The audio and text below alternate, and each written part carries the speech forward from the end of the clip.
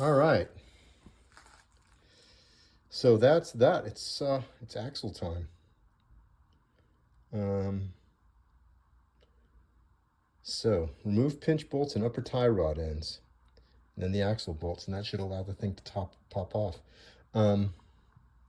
He's got a real interesting technique for here. I've done this pinch bolt thing before when I've done the suspension.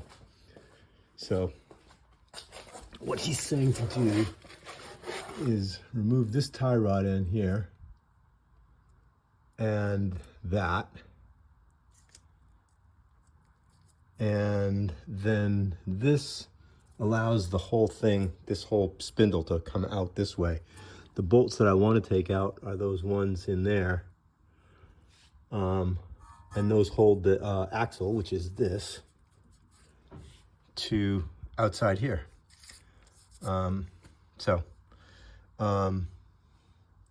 I believe he's correct. You can't pull this. You can't pull this whole thing out without. Look at this. You can't pull this whole thing out without having that pull away a little bit. So I think the idea here is you pull this out, let this flop forward, that comes down, and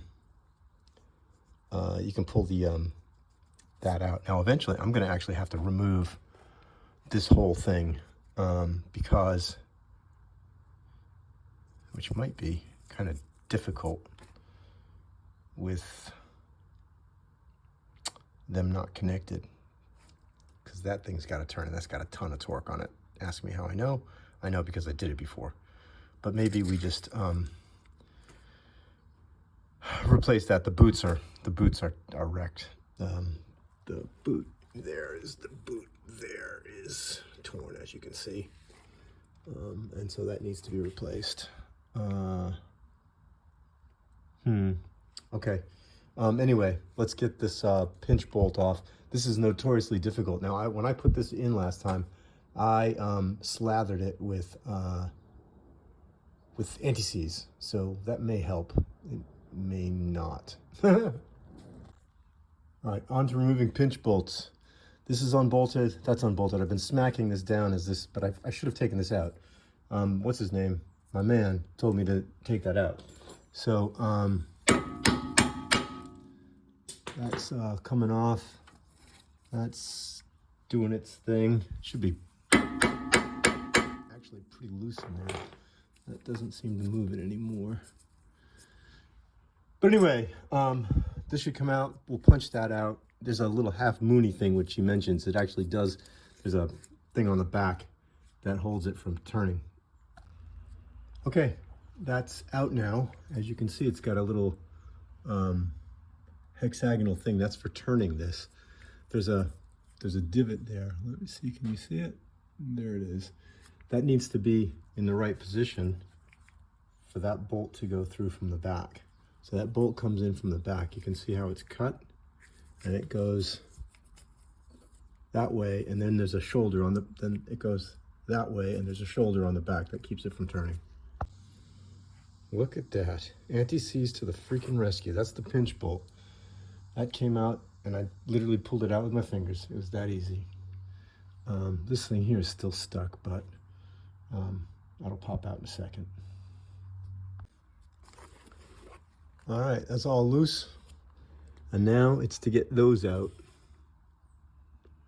I even have the tool for it. It takes a long ass extension for your ratchet. But hopefully I ain't lost my touch.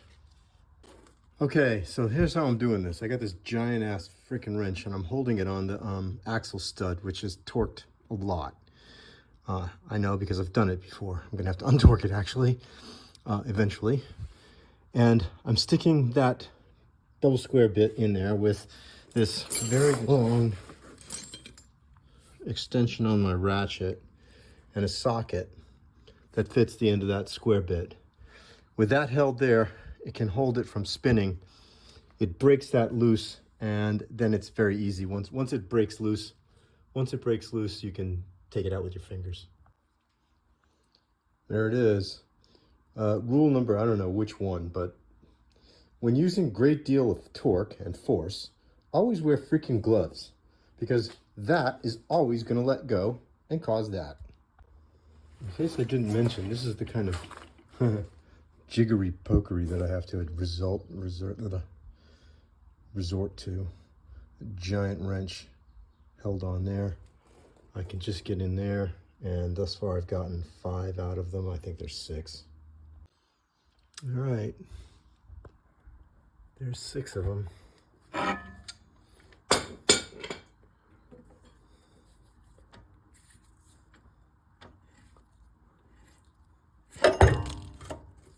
And there is the thing coming away, just like it's supposed to.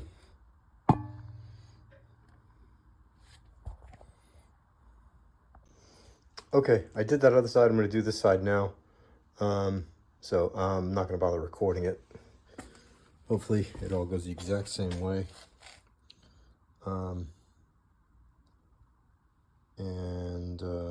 Yeah, it's just tedious, but it's the same thing. All right, second side went much easier. I don't know, for whatever reason it was a lot easier.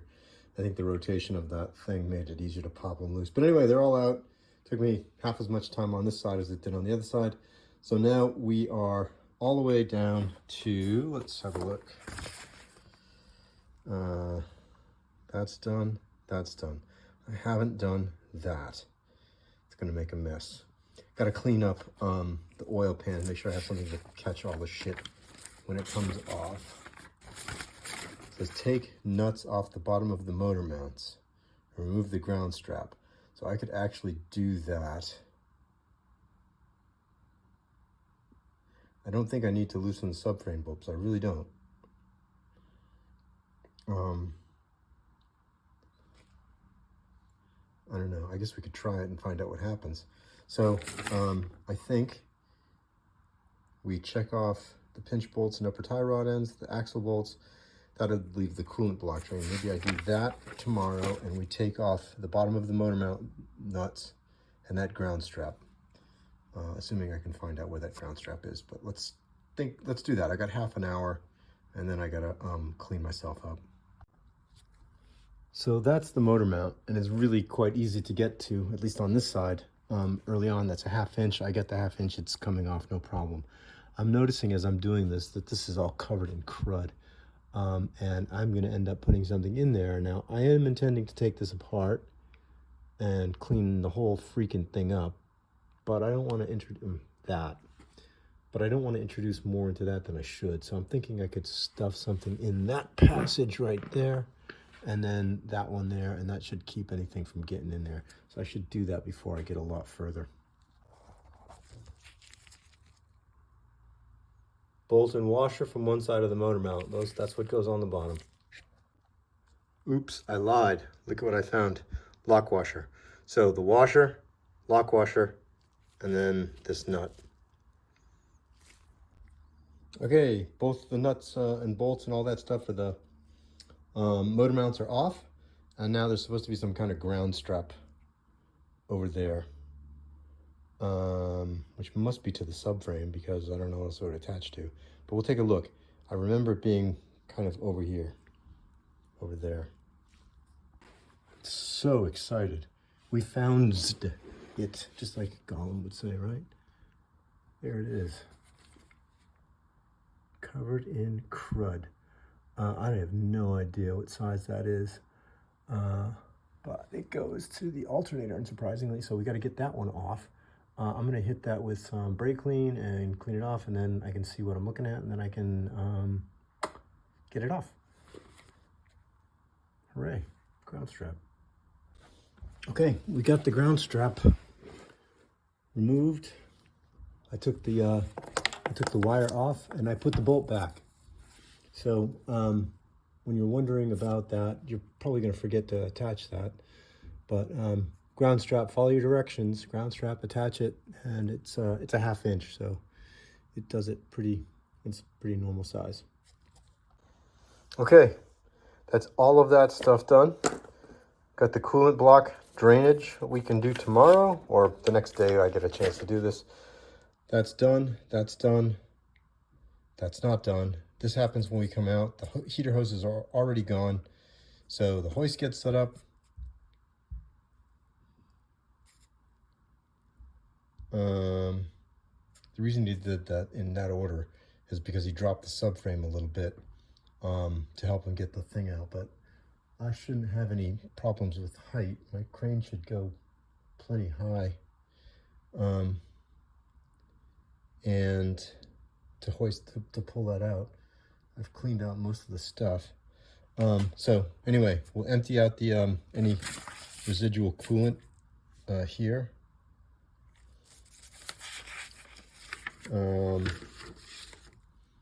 We'll set up the hoist, and then the engine comes out.